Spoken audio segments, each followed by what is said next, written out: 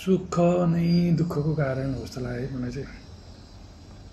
किन भन्दाखेरि जति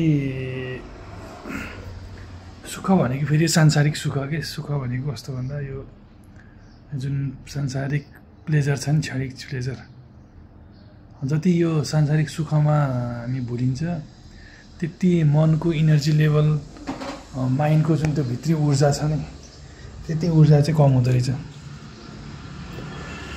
जति हामी डिसिप्लिन भयो, जति कुरा हामीले अब कन्ट्रोल गरेर बारियो नि, मनको भित्री ऊर्जा, भित्री खुसी, भित्री शक्ति झनै बढ्दो रहेछ कि।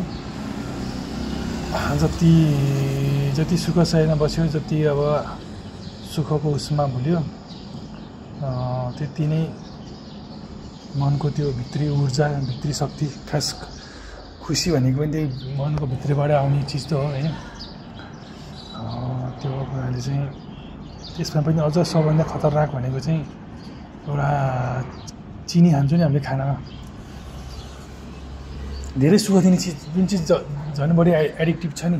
एडिक्टिभ हुनुको कारण भनेको त्यसले भित्र एउटा आनन्द दिने कुरा चाहिँ झन् बढी खतरनाक। जस्तो अब खतरनाक चिनी होइन, चिनी मान्छेलाई हामी सबैलाई चिनी मनपर्छ, गुलियो खाँदा आनन्द आउँछ। एउटा चाहिँ चिनी खतरनाक लाग्यो पाएँ मैले। अर्को यो मोबाइल फोन होइन, मोबाइल फोनमा पनि अब धेरै खुसी दिने चिजमा के हुन्छ मोबाइल फोन। जस्तो मान्छेलाई सोसल मिडिया, कतिले सोसल मिडिया त्यस्तो हुन्छ। अनि गेम, अब भिडियो गेम, मोबाइल गेम है, मलाई चाहिँ मोबाइल गेम पनि मनपर्छ। तर त्यो मोबाइल गेममा जुन कुरा मनपर्छ त्यही कुरा नै हाम्रो लागि खतरनाक रहेछ कि। यो सांसारिक सुखमा दुःख छ भनेको त्यही भएर रहेछ।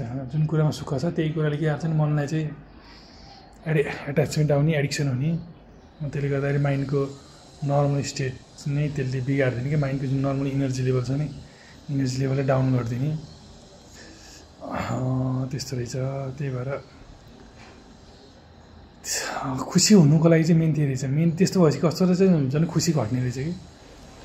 त्यो खुसी हुनु छ, आफ्नो ऊर्जावान हुनु छ भने सुखलाई जति हुन्छ, सांसारिक सुखलाई जति हुन्छ उति कम भने उति डिसिप्लिन लाइफ जिउने, उति डिसिप्लिन परिश्रमी लाइफ जिन्छ नि, त्यति मनको त्यो स्टेट हाई हुन्छ। त्यो भए सानो कुरामा पनि खुसी आउँछ होइन। जस्तो अब खुसी हुनलाई त कारण के चाहिँदैन, यो प्रकृति आफैमा एउटा खुसीको स्रोत हो होइन। हामीले हिमाल हेर्छौँ, बादल देख्छौँ, पानी पर्दाखेरि पानी परेको त्यो जुन भ्यू हुन्छ।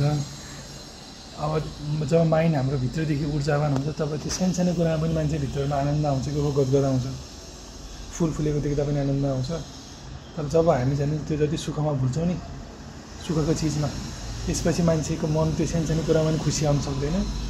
र मनमा त्यो चिज भइन्जेल खुसी हुने भयो, मोबाइल चलाइन्जेल खुसी हुने भयो होइन। मान्छेलाई चिया खान पाउँदा खुसी भयो, गुलियो खान पाउँदा खुसी भयो, नपाउँदा मान्छेको मन छटपट्टि भयो, इनर्जी भएन। त्यही भएर खुसीको लागि पनि त्यो एउटा चाहिँ महत्त्वपूर्ण कुरा रहेछ।